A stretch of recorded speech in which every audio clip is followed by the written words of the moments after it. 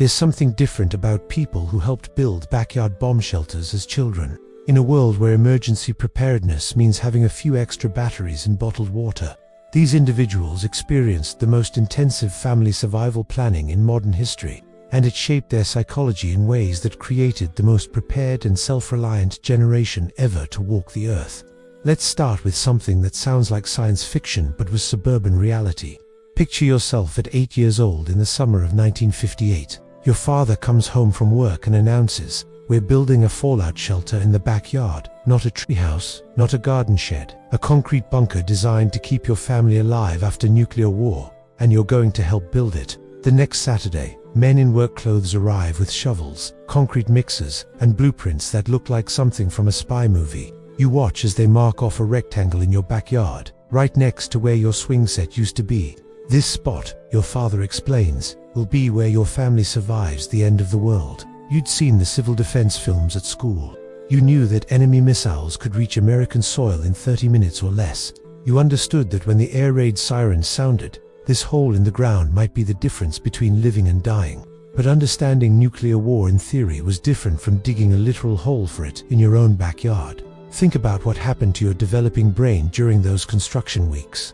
Every shovel of dirt you helped move was a lesson in concrete problem solving. Every bag of cement you watched get mixed was preparation for the unthinkable. You were learning that adults don't just worry about dangers, they build solutions for them. The excavation took weeks. 8 feet down, 12 feet long, 8 feet wide. Concrete walls, 18 inches thick. A ventilation system with hand-cranked air filters. Storage areas for food, water, medical supplies, and sanitation equipment. This wasn't a basement. This wasn't a storm cellar. This was your family's personal Noah's Ark for the nuclear age. But here's what made this experience psychologically profound. Building a bomb shelter wasn't just about construction, it was about psychology.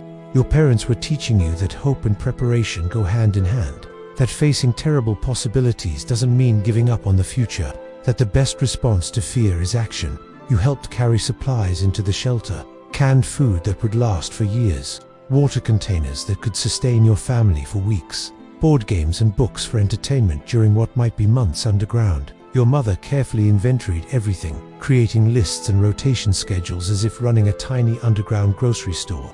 This created what defense psychologists call catastrophic preparation normalization. For most children, the idea of hiding underground from nuclear bombs would be terrifying. But for you, it became routine, practical, even reassuring. Your family had a plan. Your family had prepared. Your family would survive. Now, imagine the shelter is finished. Your father gives you the grand tour, explaining how everything works. The air filtration system that will keep out radioactive fallout. The waste management system that will handle sanitation. The communication radio that will tell you when it's safe to come out. You're 8 years old, and you're learning to operate equipment designed for post-apocalyptic survival. But the psychological impact went far beyond emergency preparedness. The bomb shelter became part of your family's identity. Your friends would come over to see it. Their parents would ask your father for construction advice. You became part of the neighborhood civil defense network, where families shared information about supplies, ventilation systems, and survival strategies.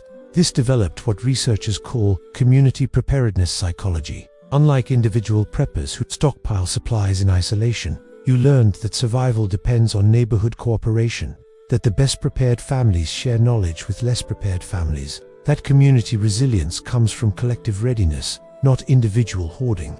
Think about how this changed your relationship with uncertainty itself. Most children develop anxiety about things they can't control, but you learned that the scariest scenarios become manageable when you have concrete plans for dealing with them. Nuclear war wasn't something that happened to you, it was something you were prepared for. The shelter also became your family's gathering place for more than just drills. During thunderstorms, you might go down there for extra protection.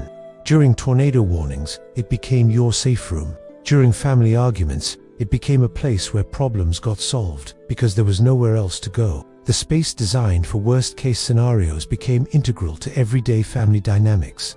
This created what family psychologists call crisis-centered bonding. Families that built bomb shelters together developed unusually strong unit cohesion. They had shared a project that required everyone's participation.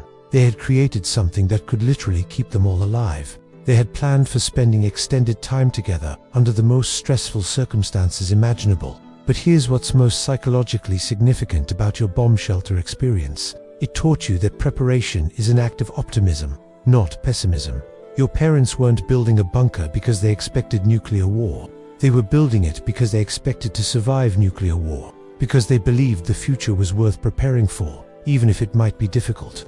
You learned that readiness reduces anxiety rather than increasing it, that having a plan makes scary possibilities less scary, that the difference between victims and survivors is often just preparation.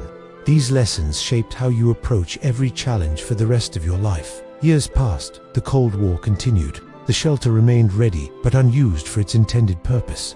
You moved away to college, got married, started your own family. But something from those construction summers stayed with you forever. The understanding that security comes from preparation, that families who plan together survive together. Decades later, when natural disasters strike, you're the person who has extra supplies ready. When economic uncertainty hits, you're the one who has savings set aside. When health emergencies arise, you're the family member who has researched the options and made the plans. Not because you're pessimistic about the future, but because you learned early that preparation enables optimism. Now imagine trying to explain to your grandchildren what it was like to build a bomb shelter in your backyard. How digging that hole was an act of love, not fear. How learning to operate Geiger counters and air filtration systems was just part of being a responsible family member. How planning for nuclear survival was as normal as planning for summer vacation. This isn't nostalgia for more dangerous times. This is recognition of a fundamentally different approach to uncertainty and family responsibility. You learn that the best way to handle scary possibilities is to prepare for them together. That readiness is a family value. That survival skills are love in action. When younger people ask how your generation developed such strong emergency preparedness habits, such detailed planning abilities, such calm approach to crisis management, now you know. It's not just generational differences. It's not just a more dangerous era. It's the psychological legacy of learning that preparation prevents panic. Your backyard bomb shelter did more than prepare your family for nuclear war. It taught you that facing reality doesn't mean accepting defeat. That planning for worst-case scenarios enables hope for best-case outcomes. That families who prepare together can handle anything together. The shelter itself might be long gone, filled in and converted back to a regular backyard, but the psychology it created lives on in every emergency kit you maintain, every backup plan you develop, every time you think 3 steps ahead of potential problems. Because you learned early that preparation isn't paranoia, it's love with a plan. Those summer days, digging concrete and installing air filters weren't just construction projects. They were character-building exercises that created the most resilient, prepared, and family-centered generation in American history. And in a world of increasing uncertainty, those skills have never been more valuable. Drop a comment and share your bomb shelter story. Did your family build one? Do you remember helping with construction? How did having that shelter change your approach to preparedness and family planning? And if this resonated with you, hit like and subscribe, because we dive deep into the psychology that explains how your unique childhood experiences shaped the remarkable readiness and resilience you carry today. See you next time.